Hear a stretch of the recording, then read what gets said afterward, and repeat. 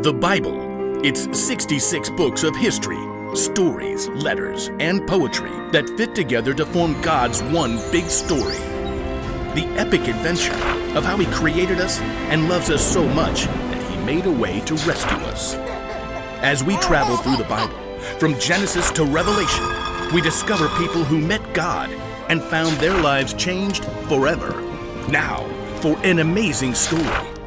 Inspired by the book of Mark, chapter 10, verses 13 through 16. As Jesus traveled, teaching and healing people, He grew more and more popular. Crowds gathered everywhere He went, and people clamored for His attention. Jesus' friends must have felt like they were on a wild ride some days. This is all getting out of hand. Some days we hardly get to talk to Him. It's like we're just here for crowd control. Jesus has the Pharisees going after Him at every turn, and half of Galilee wants Him to heal a blister or fix a sore toe.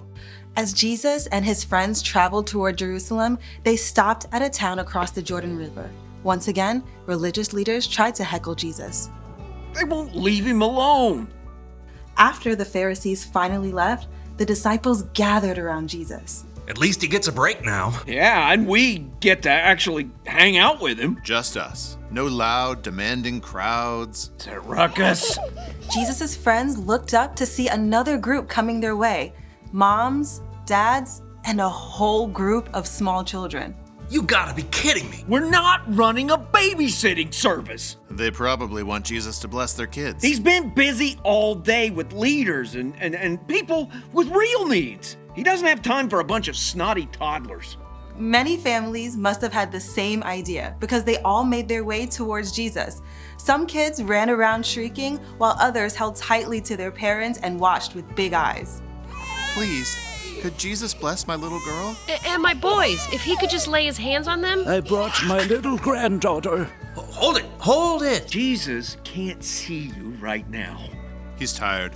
Not to be harsh, but he's got bigger fish to fry. You know who you're asking to talk with?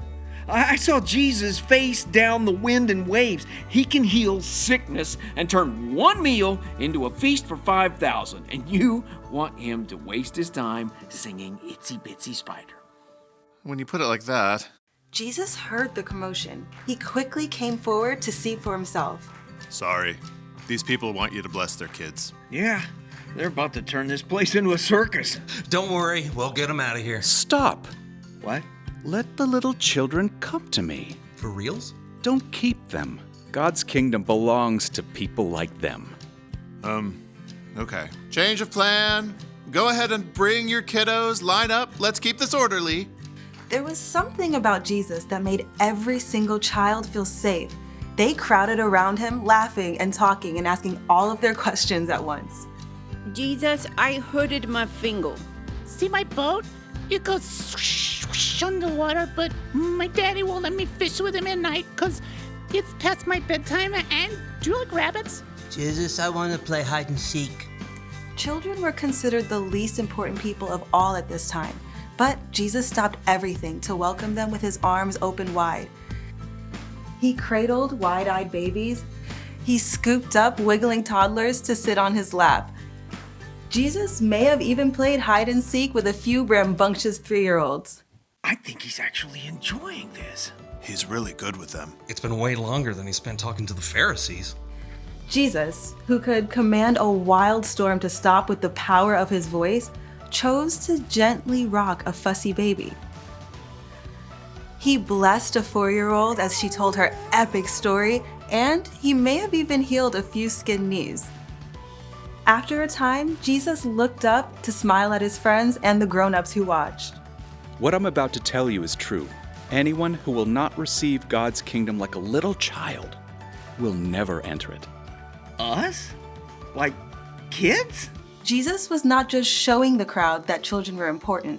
He was actually telling them that they needed to come to Him just like those kids, full of imagination and ready for adventure, and with complete trust that all of their needs would be met.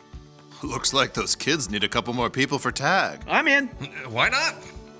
Jesus made it clear to His followers that every single child is valuable to God, and that God can give you the strength to be gentle.